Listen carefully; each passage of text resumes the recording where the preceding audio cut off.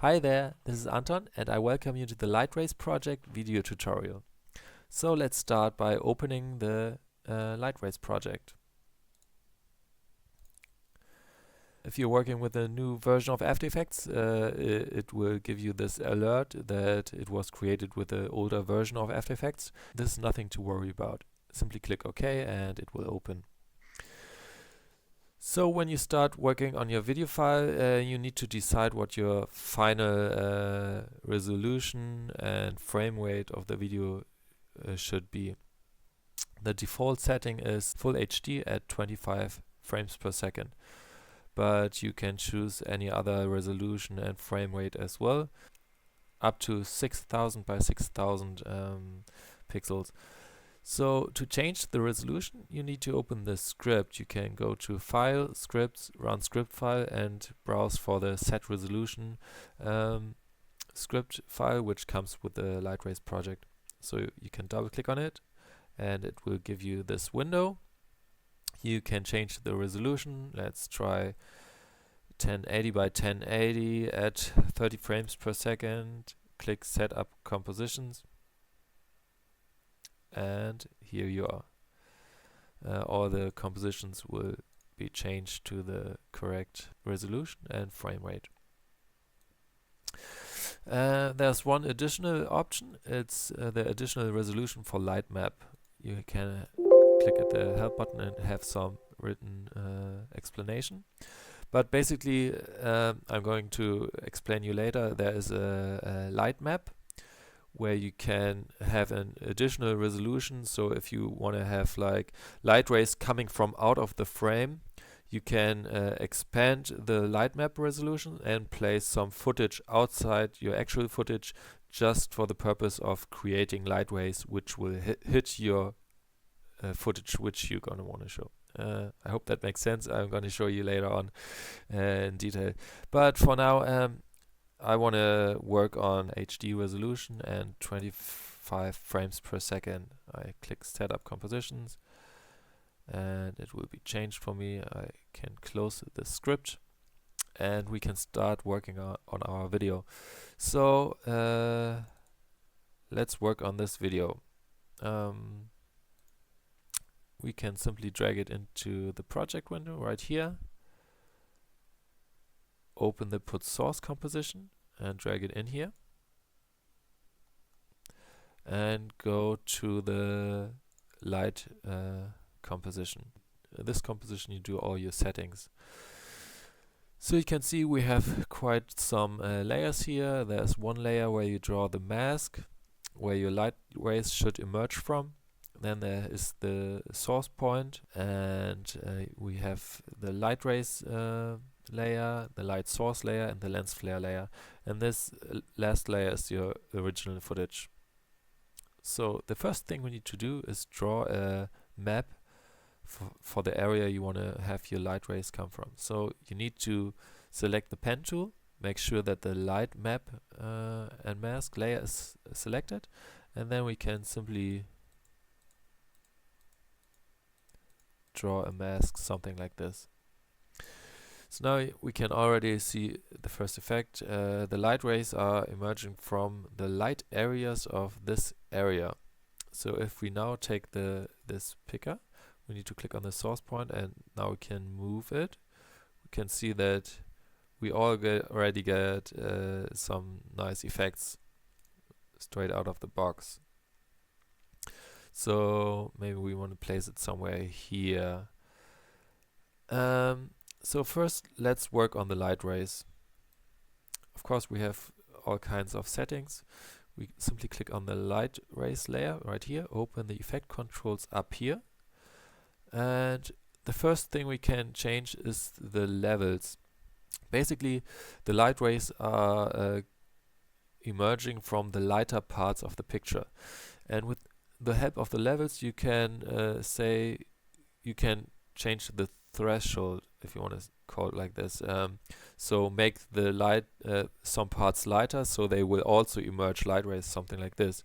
Or you can make it harder for the light rays to emerge and make the whole light map darker, so only the very lightest pixels will emerge light rays. So with the help of these pickers here, you can change the appearance of the light rays. One thing I need to warn you about is if you crush the light map very heavily, something like this, you can see it right here, but the light map will start to be noisy for some footage, and this will result in flickering light rays. So try to not crunch the light map levels too much. If your light rays start to being flickery, change these values. Okay, the second control is a color control. Pretty easy to understand. If you want to have dark orange light rays, just choose the color you want your light rays to be, and yeah, it's that easy. I like this color pretty much. Maybe some more orange.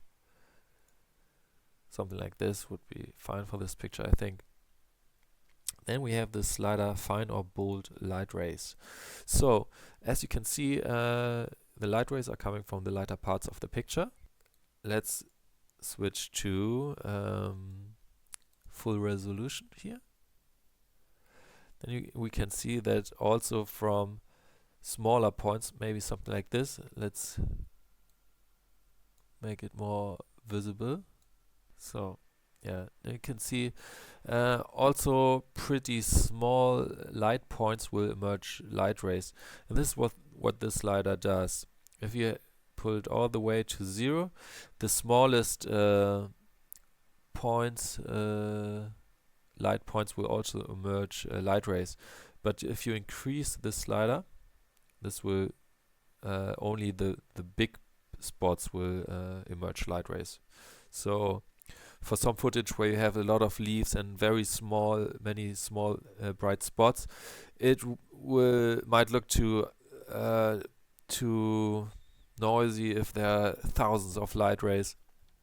So with the help of the slider, you can change how many light rays only the bigger spots or also every small spot. This is what this slider does. Then we have the fall off. This means how far are the light rays traveling.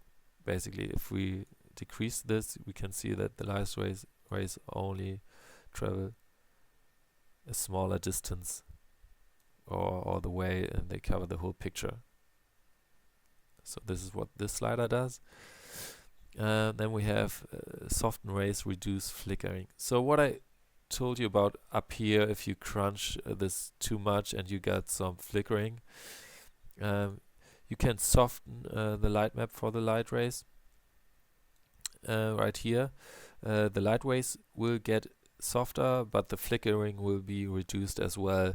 So if you have flickering, I suggest to first play with this levels slider up here, and if this doesn't help, you can try this slider as well.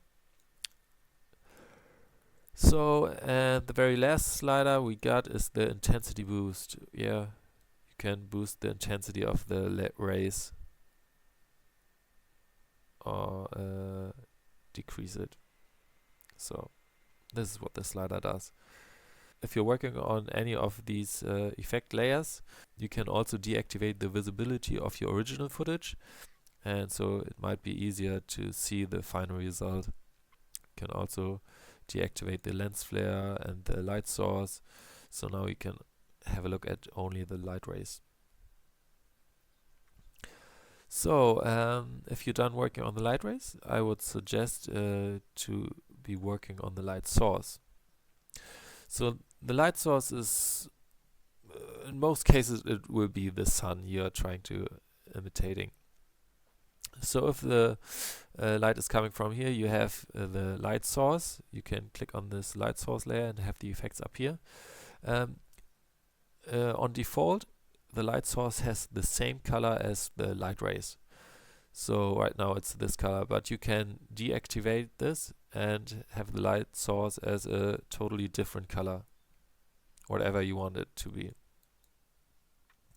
But in most cases it makes sense to have it the same color as the light rays. So if you change the position of the light source, you can see it's already interacting with the picture too. You can change the threshold. So this means if you lower the threshold, the light source will be visible at all times, or you only want it to be visible at the very brightest spots. So with the help of this slider, you can tell the light source at what brightness level it should be visible. So here the dark trees, but here back here it will disappear because the threshold is not high enough. But you can put this threshold very low, and now the source is visible. Of course, you can change the size of the light source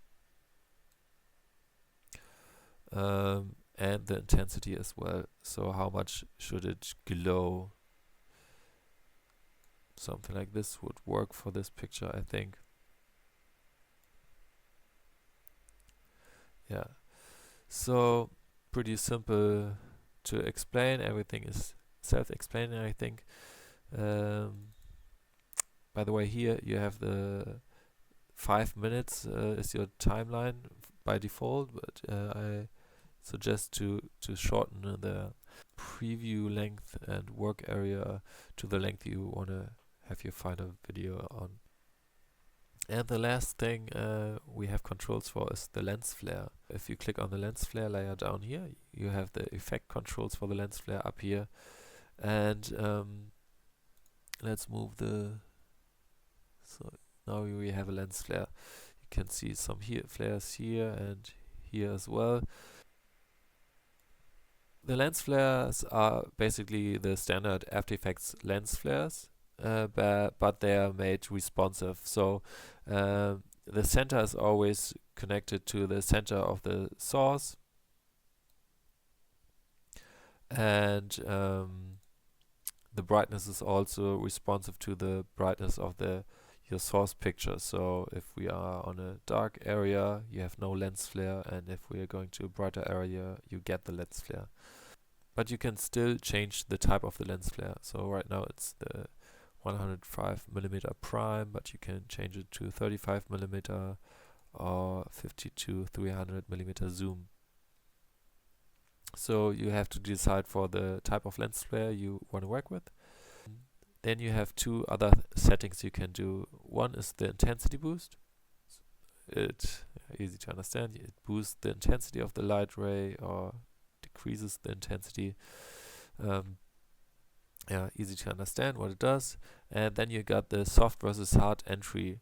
So if the lens flare emerges from behind an object or something, you can either have it hard popping in, or have it slowly rise. So if we have a hard entry like this and we change the positioning, it's not here and it's there from 0 to 100. Boom, boom, there it is. So, but you can change this and go to the other extreme and have a very soft entry. This means the entry is very soft. So you can change this right here at the lens flare controls panel. If you're done with it, you can change the length of your work area and hit Ctrl M and render your video like you always do in After Effects. So let's go to other cases where it's a little bit more complicated.